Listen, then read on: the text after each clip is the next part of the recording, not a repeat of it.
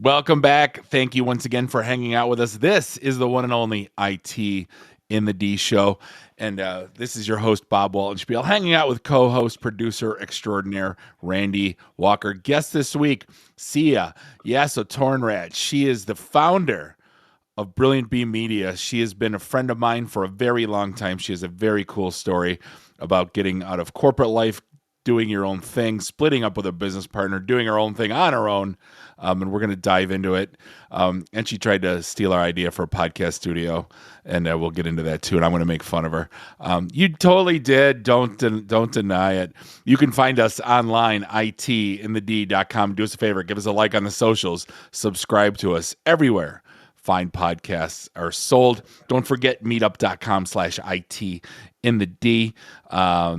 Third Thursday last month. It was pretty good turnout at the Detroit Shipco. It wasn't the best. We had sideways hail, so I think a lot of people were not a fan of that. Hopefully next month we'll have some decent weather. Opening day is coming up for the Detroit Tigers. That means springtime is around the corner and good weather, and we will see you soon. Syya, it's really nice to see you. I always love that when you're like, Syya, and you're like, what? And you're like, no, I'm just saying goodbye. And you're like, oh, but that is life with that as your first name. How the heck are you? Oh, hello. Syya. Wouldn't want to be I think that's what you used to come up with all the different puns for me back in the day, and I always would challenge you, keep coming, get more, bring more for me. Yeah. Syya and I met in 2000, I think in 8 or 9. We both worked for a company called Hewlett Packard, you might have heard of, and Syya ran the Texas market.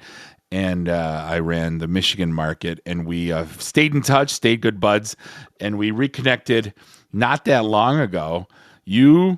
So we got to talk about this. You left a cushy corporate job selling boxes with holes in it with green blinking lights for a journey into the world of recorded audio and video.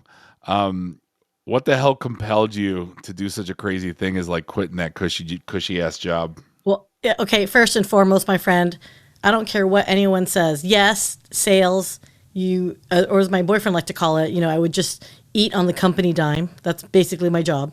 Eat and drink on the company dime. That's what he thought sales was. But corporate Amex, beautiful world.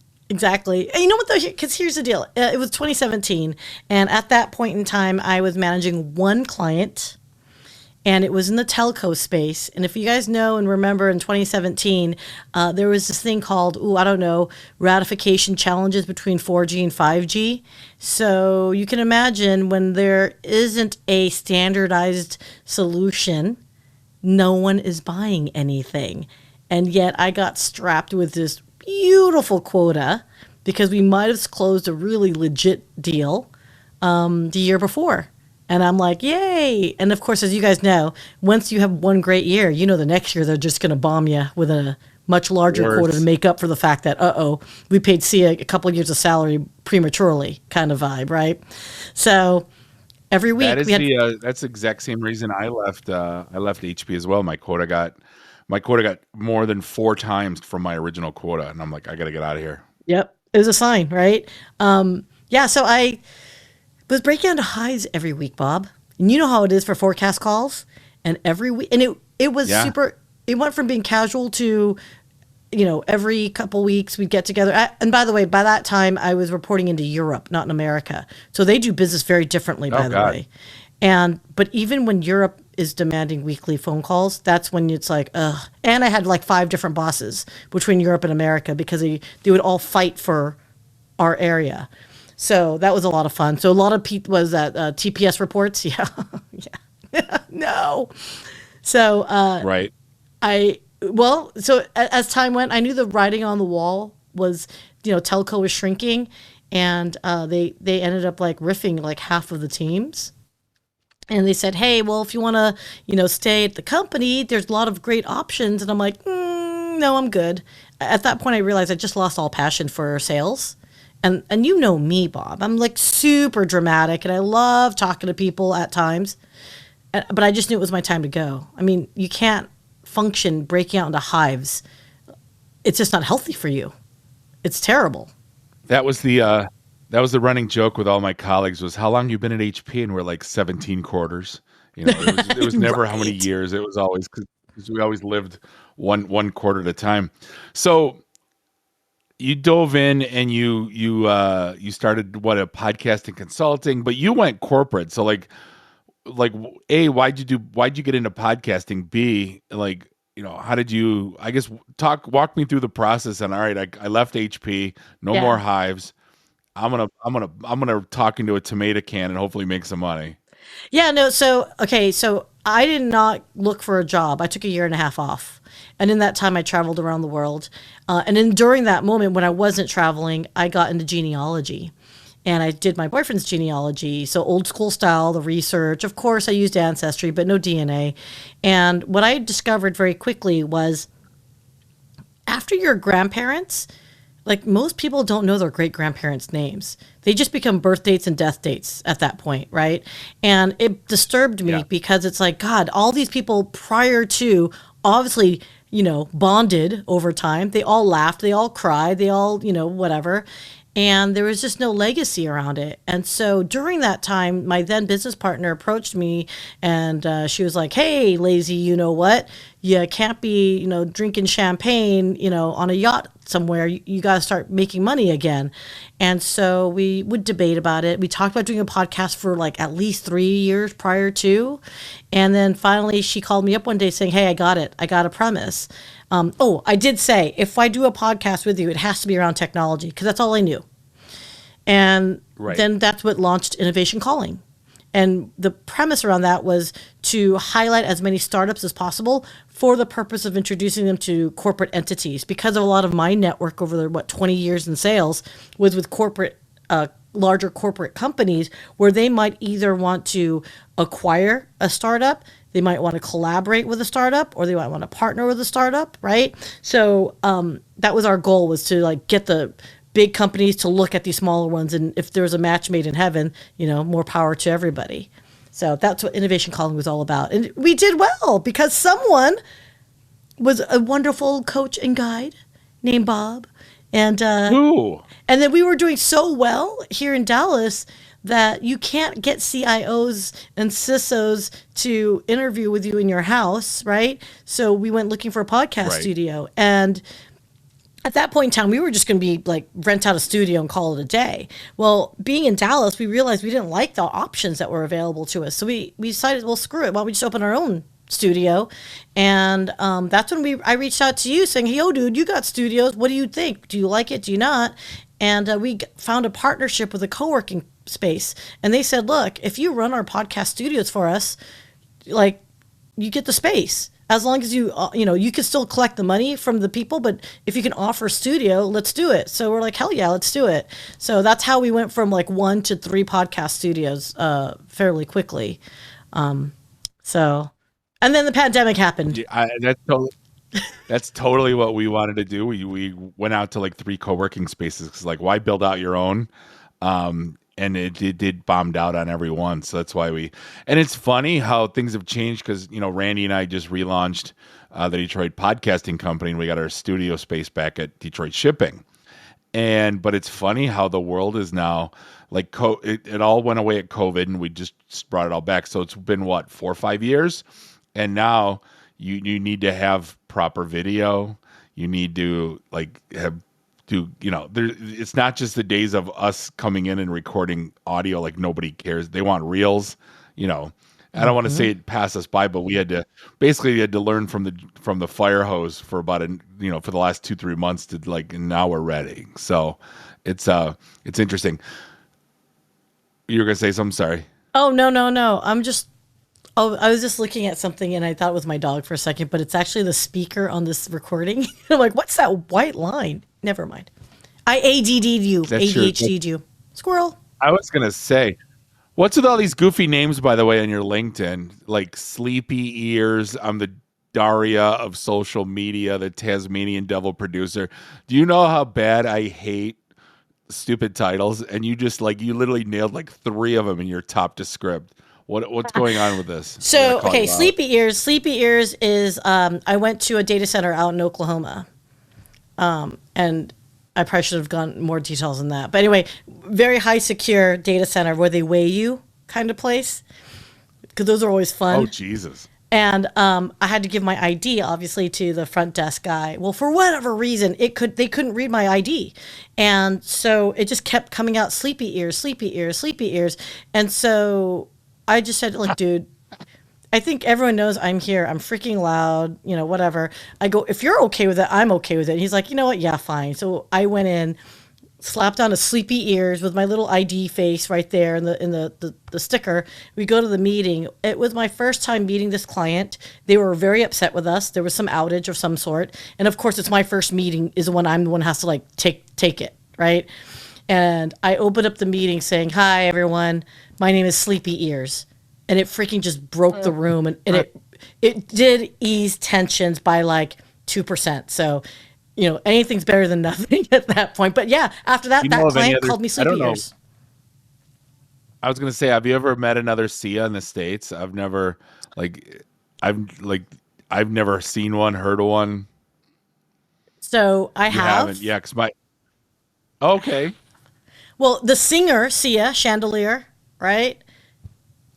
is it spelled like that? No, but same pronunciation. And then apparently my name is popular in India. There's quite a few Sias out there. Oh, I had no idea. huh, I know, right? right. Um, you were talking about genealogy earlier, and Yeah. it triggered something about the story today coming out with everybody saying delete your 23andMe because they're bankrupt. Um, did you hear about this? And what's your take? So I don't know the details. I just saw the headline. And again, look, I always said from the jump, why would you want to give your DNA? Like, why? That you're giving it to the government. I'm like, maybe that's just the whole cybersecurity in me is like, I kind of want to stay. Give me something to hold on to that's mine, right? But it's kind of a moot point when your relatives go and get the blood tests, right? And then it's not even all that accurate either. And then compound it with the fact that if you're Asian, it's super less accurate. So I take it like more of like I think of it's more like one of those high tech version of those comics at the back of the book. Remember in the 70s and 60s where you like Oh buy yeah. the X-ray gun. Like I kind of feel like that's where they are at, but they market it a hell of a lot better. Yeah, so I'm kind of thankful to it. I was adopted, and I just got reunited with a half brother and a half sister, and they're super cool. And like I grew up only child, so like I'm thankful. And then I found out Randy's my fifth cousin, which is kind of weird. Are you Um, serious? but yeah, you share like Yeah. 15,000 fifth cousins, though, so it's not that big of a deal. But we're still fifth cousins, which I think is funny. Um, I don't know. I was always like super super into the whole genealogy thing, especially with my family. Just where we because my parents were immigrants. My dad didn't even know his grandpa's name because he was born in Yugoslavia during World War II. Like my grandparents like were refugees, so like I was so wrapped up in that whole world. So like at this point, Google knows more about me than my wife. So it's like, why do I care who DNA? What are they going to do? Make more of me? God help the world if that's the case.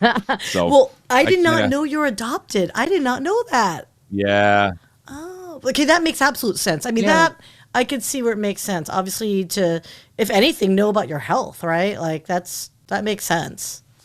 I found out that's bullshit because you answer a health questionnaire on 23andMe when you submit, and then they go, "Oh, by the way, you have this," and we're like, "Oh, it's because I answered that damn question." Like, that's that's the poor part about it, where you think like, "Oh, hey, my heart disease runs in my." No, it's just because you're answering the questionnaire. Like, so when I met my half sister before we did the test because we thought, but we weren't. We wanted to make sure.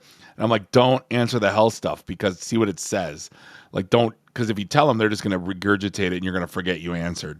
So that part about it I thought was bullshit, but everything else I'm thankful for. But like again though, if the DNA gets in the wrong hands, like what the hell? Like I don't know. People are evil. The world's evil. I'm just living here. I just want to I just want to eat good food and laugh with my friends. Like and take care of my kids. Like, Wouldn't am it? I I the mean, weird one? I guess so. well, you have children, so in a way, you've already cloned yourself, right? So, but I mean, an actual Indeed. clone of the Bob that would be fascinating. Like, I would love to see like a Gen Z version of Bob or Gen Alpha version. That'd be hilarious, actually. It's my daughter Gretchen. It's a 5'11". Well, she's redhead now. She's a brunette. It's except she's like better at everything. She's me. Like I've never like known. Every time she screws something up, I'm like, oh my god, that's so me when I was a kid. But she's 10 times better at stuff. Like she can skateboard, and she's like, I can't. I could never do any of that shit. So, much better version of me. So I'm thankful for that. So getting into Brilliant Beam Media. What was so you break up with your business partner doing the podcast studio thing, and you're like, screw it, I'm going off on my own, and you found Brilliant B Media, and was this like the culmination now of all the crap you learned in the private sector, all the crap you learned as a business owner, and now you're like, all right, now I got it, and no one's gonna tell me what to do. I'm doing this thing by myself, and I'm gonna conquer the world. What I guess you tell me what your thought process was. I just made that up. No, it's like it's 100%. I think, it's really interesting because you guys are going back into the studio space, right? And in 2022, I was like, I need the puck out of Dodge. I can't do it. I don't want to do it. And it's not that I don't like the studio business. I actually think it's really fun. But for the Dallas market space, there was more of an appetite to build an Oprah Winfrey type set than the traditional like Joe Rogan podcast vibe. And so it just and everyone wanted video. And is it like being on the fake airplane? Yeah. I know that is that like more of an LA thing. No, I mean honestly they should have one here. Yeah. That they probably do, and I'm just not aware, right? Because I'm not that cool or desperate.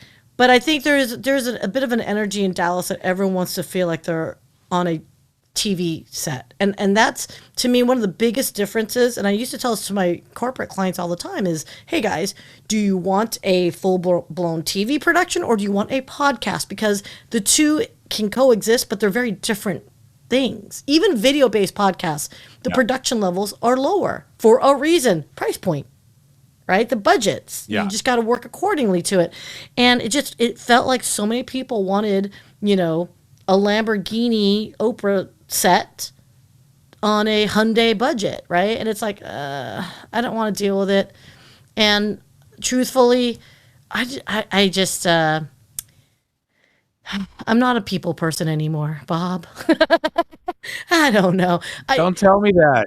You were my favorite. I love people. I don't love managing people. And it was difficult finding talent to come in on time consistently. And it was a challenge that really my partner at the time dealt with. And I said, I don't want to do it anymore. I don't want to be in the studio business. And that's why we broke up, really, is because I actually wanted to lean more into social media, and they wanted to be in the studio space.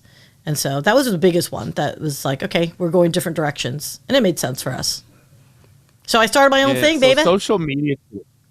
I'm glad that you're here, that you have, because I'm intrigued, because social media now is not your our social media when the internet's first started, and then when we were buying ads on Friendster.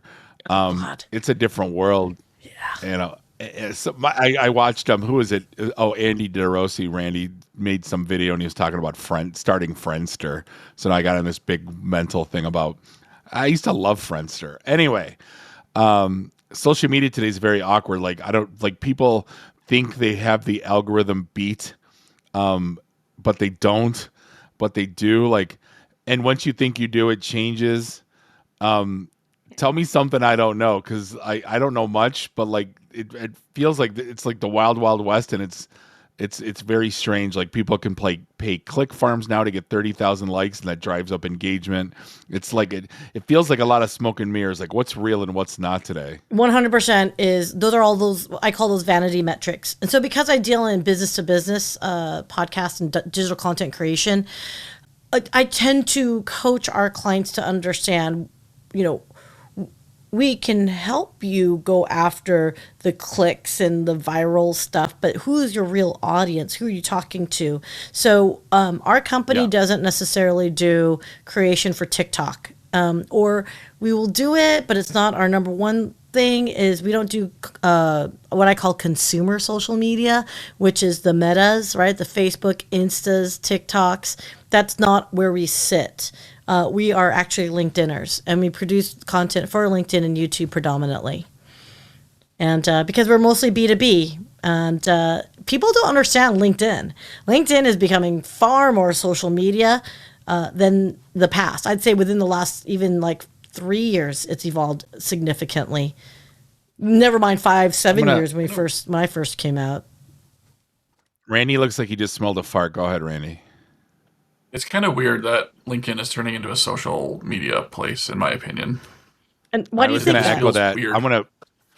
I'm gonna poop on your parade. When they entered Reels into LinkedIn, I cringed, and it's gross, and I hate it. Tell me I shouldn't hate it, and tell me it's not gross. It's not a question of gross or not. It's just simply the sign of the times, right? So good, bad, ugly, and different. Our attention spans are like LinkedIn attention span is actually longer than the TikTok generation and Snapchat and all, Insta Reels and all that stuff. However, LinkedIn is also late to the game, so it's a fresh, new, shiny toy. They say they don't want us to become that Instagrammy where you get thirsty videos and all that stuff. But if you actually look at the way algorithm really works, they are all about the viral, stupid stuff, and it just irks me. So yes, I'm bucking that trend. However, we also can't deny that it's there. So how can a brand better position themselves to their target audience is to make more engaging content. And so again, as you guys were all technical, I'm still having the conversation with marketing departments in the Fortune 500 space and helping them understand that there's a very big difference between a webinar and a video-based podcast. They still need to understand what that means. I still see the word webinar out there, and I can't believe those still exist. I thought those died with Cisco. Apparently, that's still a thing. I feel like it's more like the YouTube video trumps any webinar just because you can't engage either way. So why not just put it out on YouTube? So here's let's not pretend. A video is a video is a video. Whether you want to call it a webinar, or when you want to call it a video blog, log, whatever, or YouTube show, whatever, it's still video format, right? But the question is its intentionality. What's your goal and purpose around it? Webinars, you have a pitch at the end of it. The whole damn conversation is a pitch, if you think about it, right? A webinar is to talk about here's the latest product release, here's some fancy updates and upgrades. Let me show you, little bells and whistles as just version 2.5, just came out with some cool stuff, that kind of stuff. And at the very end, download our white papers or go to our whatever. It's a lead quote tradition in a traditional marketing sense. It's supposed to be a lead gen tool. Okay, that's great. However, yeah, go ahead. Oh, I had to butt in. So that's my issue with it, is that it's too much of a lead gen tool and less of I'm going to deliver really good content to you. Exactly. It's like I'm giving up my name and my number and my email, and you're supposed to deliver. You're supposed to tell me something I don't know, and at the end of the day, you're delivering me really light content. Who is that? The company's fault, or is it the marketing department's fault? Where does that fall? That is, I think, a messaging challenge and purpose. Businesses still have to communicate their product, right? They still have to communicate their product value from a technical perspective, and it's very niched, right? It is a very specific purpose. Is for those that need to understand the latest product release, latest updates, upgrades. There is interest there, right? Now, could you deliver it in a bit less dry way? Heck yeah, right? And that is where I've come in a lot of times to help them better message in a way that's a bit more effective to, I don't want to say not just educate, but don't bore them to death. I know you're going to laugh at me, Bob, but there is merit to that stupid ass word, edutainment, where you educate them. But there's some of the semblance of look at that face. I know, but what I'm trying to say though is we need to help businesses and brands understand that their messaging of their product is not so much about a product, right? This mug is a mug and it's got a handle and you can drink out of it and it holds liquid. What kind of fluid in there doesn't matter. And it keeps your liquid warm, or it keeps your liquid cool, or it doesn't do either. It's just a crappy vessel, whatever it might be. But the truth of the matter is what problem are you really solving? Is it's solving that I'm thirsty. My mouth is dry. I need something to put fluids in my mouth so I can drink. That's my problem, right?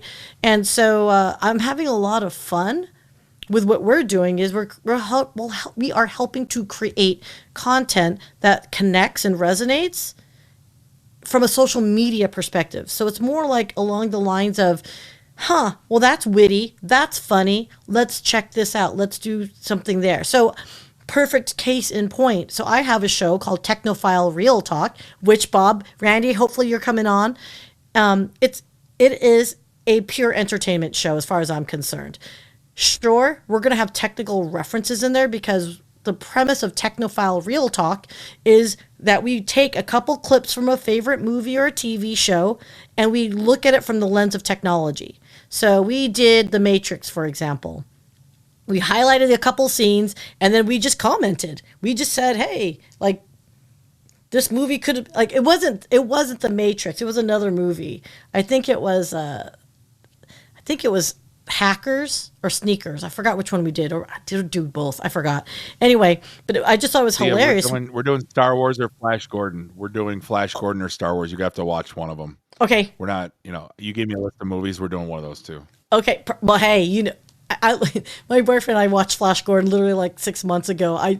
That's such a funny. Okay. Anyway, we'll talk more about that in a second. But what I was gonna say, we interviewed him like 2 weeks ago. Go find the podcast. It's like from 2 weeks ago. I saw that. No, what do you? I think that's why I reached out to you, going like, dude, that's way cool because I hadn't seen you all that active. But no, I mean, so the whole premise of Technophile Real Talk, which I think is really fun, it's like a blend of Mystery Science 3000 with all the reaction videos that you see on YouTube, mixed in with a little bit of Beavis and Butthead because I love them. And then, for us to simply go, wow, this entire movie could have ended in 2 minutes with two-factor authentication. And then we just go off and ha-ha. Indeed. I mean, it's just silly fun. And technical at the same time. That was, what was Star Wars? What was the Star Wars bit, Randy, where like Obi-Wan here's your father's lightsaber and he turns it on, he cuts himself in half and it's like the end. Or like a cartoon. Anyway, Syya. Wasn't that like, it's not Spaceballs, but someone said that we need to do Spaceballs too, but. I could do. I'll do Spaceballs. Like I could probably quote that movie verbatim. Going back to day job, I'm on a crusade, and before I leave this planet, I'm gonna flip sales and marketing on its head because I'm sick and I'm tired of bad stuff. I was at a CIO dinner. There's 150 people in the crowd. There was 2 people speaking that should have been dynamic and fantastic, and they were 100% pure unadulterated doggy doo-doo. It was just like people, when you get entrenched in your day job, and I understand why they do it because I did it in the past. Until I started doing this podcast, I really thought what I said mattered, and nobody cares. Nobody cares about your green blinking lights. Nobody cares about your features and benefits. Nobody cares about your speeds and feeds.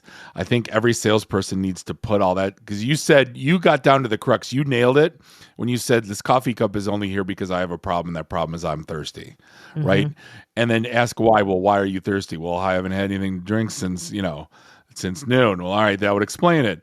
But what I'm saying is the people that are pitching and getting on those stages, I don't want to say they need better training because I know like there's companies out there for storytelling and training, but God, people need to be better. They just do. And I don't think they realize it.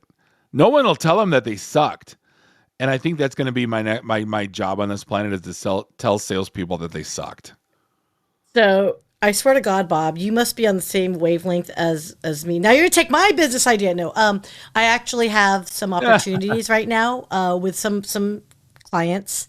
And let's just say, because we do social media and I have some influencers on my team, there was a big interest in personal branding and how to navigate social media, still create your persona of individuality, but under the context of being a corporate, you're still under a corporate entity. And so I have actually some projects in place where I am doing a 2-day training on site and with the team. And one component of it that we're we have as a, again, you can only do so much for 2 days, but one of the segments that we're doing is public speaking and presence. And that also includes how you present yourself on Zoom, like on these types of like remote Yeah. recordings, if you will, right? So Impossible. Zoom's this is impossible to like be. I'm on Teams calls all day. You can't do it right. There's no way. The only thing I do is like see where I'm sitting, and I have this Shure mic hanging, and I have like autographs behind me, and everyone will always they always remember. They're like, "Well, what's up with this?" And I go, "Well, I do a podcast, and that's like the leave behind. Everybody else looks the exact same. Nobody does anything unique." Everyone's got the same Microsoft Loft picture in the background. yeah, Everyone's no. got the same. It's a dry delivery. See, I will fly down to Dallas if you let me guest speak and just say you suck at sales, and I'll speak for a half an hour on what not to do. Don't be that guy principles on sales, and I'll get the hell out, and I'll go stop and get barbecue, and I'll come home. Like that's how much this means to me as a human being to like flip sales on its head. Dude, I'm telling you, like, let's go offline. I'll tell you how, like, I've been getting a lot of traction for it, and it's fascinating. Now, you, of course, would say you suck at sales. I personally would not say that because I know I wasn't all that great at sales. I just was honest. And maybe that's why I was, it did better than others at times. But yeah, no, look, we're not, here's the whole thing. Like even my backdrop here, I have books of my clients that, a lot of my clients I support. And then of course there has to be a spot of Syya in the mix there, which is, my guitar and, those black things I actually took from my studio. I kept it, but those are like sound barrier thingies. And then there's a tiger back there, but that's me. This right here is like the essence of me. It's like the happy clutter, but it's actually all has meaning. It's almost like people who have sleeves on their, tattoo sleeves, right? It's like for someone who doesn't pay attention, it probably just looks like a jumble of colors and lines. But if you're actually paying Right. attention, you'll notice all the details, and you know that there's subtlety, there's nuances, there's placement for a reason, and that's what people who are in corporate mindsets forget. Be you. Like if you But see love now, underwater look basket at weaving, Randy. Yeah. Look at Randy in the middle of us in perfect 4K, in perfect lighting, all is blurred background, head in all of its glory. See, like that's his brand, though. See, there it goes. See, but he's, but it was thoughtful. That's the thing. Like, not many people are thoughtful in how they present themselves on online. oh, and it's not even just Um, that. You look up their noses. Look at that. It's like just I'm using my iPhone 16 as my camera. I've got a light over here in front of me. I've got lights behind me that are dimmer. again, that's like it's intentional, right? I mean, you don't have to spend Yeah. thousands of dollars, tens of thousands of dollars to look decent. But it's the ones that like it's 2025 people have a decent webcam, have a decent microphone, if anything. Microphone. Our cell phone cameras are pretty darn good. Like, this is pretty. If you have a stand and whatnot, and if you know how to synchronize and all that, that's fine. Or just get a lav, whatever. And they're pretty good. It is, but understand how you look and present yourself you will be judged now. You will. There's just no two ways about Yeah. it. I've gotten past the point where I was on a call today with a rep from a very large company that I call on every day. And I'm like, you sound like you're you're talking into a paper bag. I'm like, can I send you a podcast mic? And then they all joke they don't get expense accounts. I'm like, it's $50. This is way past like expense accounts. This is like how you show up to your clients. It's a thing. Like the one person I saw speak, and I don't care if he hears this because he's not going to listen to this anyway. Did you ever see the TED talk on about nothing? No. It's probably one of the top 10 YouTube videos ever made. And it's basically a guy does a TED talk, and the audience doesn't know what he's doing. And he basically gets up there and he goes, so now I'm going to stand in one spot, and I'm going to move my right arm, and I'm going to move my left arm. And now I'm going to walk over to the left side of the stage, and I'm going to walk over to the left side of the stage. What am I saying? I don't know, but you seem interested. He goes, by show of hands, how many people have been asked a question before?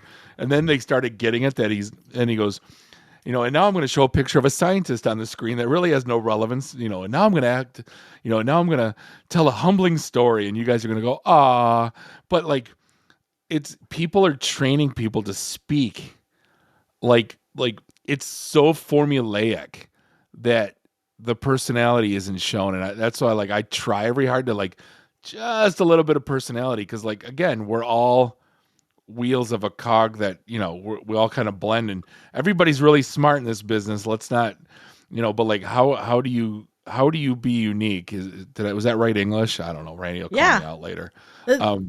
How do you become more unique in this sea of really smart people? It's difficult. And I'm the dumbest guy in the room, thank God. Yeah, no, I'm right there with you. So that's why I think you were like, oh God, Syya, why would you put that in your headline? It's because those were names given to me, and I thought they were funny. So Sleepy Ears to me, I think it's just hilarious. It's a total icebreaker, and people always have to ask why the hell would you put Sleepy Ears in your middle name? That's one. Tasmanian Devils, because oftentimes I consult with my clients, I come up and I literally do a massive tornado of ideas, and I vomit ideas as we brainstorm together, because we have a lot of fun and it just becomes this real big fun party. And then the Daria of social media is, if you know me, Bob, even though I'm extroverted and I'm yay, I'm pretty sarcastic, and I tend to be on the I have a very low acceptance BS meter. Right, my meter is very sensitive, and so that's why my friends are all like, "Dude, you're like Daria, but you're in social media." I call out stuff, and yet I'm the one that's behind the scenes, helping brands create it. So it's a lot of fun for me, because it's just a bunch of different things that makes me me. Am I palatable for everybody? No. Am I trying to be? Hell no. But I think that's my best suggestion for anybody. Just be you and own it, because you can't be anything else. And if you try, people will find it very quickly, and then that's, to me, worse. It's worse to be thought of as fake than to be, quite frankly, incompetent. But you know what I mean? It's just, I don't know. Well, no, it's funny for corporate messaging too. I had this conversation today in a meeting, and we just hired, I call them Skippies. I know it's rotten, but the 28-year-old that's really excited to be here, that's freshly shaven and wears nice crisp clothes, and oh, Skippy, I remember when I was Skippy. But we were talking about doing lead gen campaigns and marketing campaigns, and I go, listen, people want it, people appreciate and know, here's what we're good at, here's what we're not, here's where we play well, here's where we don't. And just being super, instead of we do everything for everyone. It's such a bad answer. Just go, and here's 5 examples of things we really did well for a customer like yours. Do any of these pique your interest? And then we can start having a conversation, instead of just saying, oh, we do IT. Oh, get out of here with that. It's the elevator pitch. What do you do? Oh, I do IT. And no kidding. What do you do? A little bit of everything. What do you do? And you have to ask 17 questions to find out they're a Linux admin, right? Oh, God, yeah. Right. Yeah. You just reminded me of something. We deal with that with Oh, sorry. No, you just reminded me of the good old days, the good bad old days. Do you remember, again, this is right before I left, in the mid 2010s, when, they tried to consolidate everything, server, storage, networking, architecture, all in one, and it will make your, data center all happy and all that stuff. I remember thinking about it, going, I don't want to pigeonhole myself into one solution. I don't know if it's going to be the best practice, best breed for what I specifically need. And it's always haunted me that I just hate that idea and concept of vendor lock-in. But I also hate the idea of, like you said, well, we sell it, so why don't we just bundle it all together and be average at it? It's no, if you're going to be a partner for me, be a real partner to me and say, look, we do this very well. Truthfully, you may want to partner with this one. And as long as you guys are co-opetitioning it, I guess, or you want to call it that. But yeah. But the idea is it's ultimately your client's needs, not you and the other vendor person, right? You know what I mean? So it was a very interesting conversation that I had with the folks at Checkpoint, actually. who've been a very good sponsor to Technophile Real Talk. So shout out to those guys. They've opened up their solutions to collaborate with some competitors just to the benefit of their clients. And I thought that was a pretty neat thing that they've done with their endpoint security stuff. I have two words for you. Converged infrastructure. That's the word. I have not said that in 15 years. I swear to God. That was horrible. I was trying not to remember that. Now, why'd you bring it back? Crap. It's horrible. Why'd you do that, man? Horrible. Nightmares are coming back. Nightmares. See, I could talk to you all night, but we got to wrap things up for this episode of the IT and the D Show. You can find Syya on LinkedIn or at Brilliant Beam Media or her podcast. What the hell is it called again? Well, I've got many, 3000. but Technophile Real Talk for this show, and then Not on This, Business Bites. That's a 15-minute show I do on Tuesdays. Oh, we didn't talk about live streaming, but yeah. We'll do that in part 2 of this podcast, but for now we're going to... I don't like live streaming. Yeah, we're not going to talk about that. I'm cutting you loose. We're going to talk on the phone after, and then it was awesome catching up again. I always learn something new, and I always have fun when I'm around you, so I appreciate your time that you spend with us. On behalf of Bob and Randy, do us all a favor. Drink up your drinks. Get your phone numbers. You don't got to go home. You just got to get the hell out of here. See you next week. Drive careful. Beat it.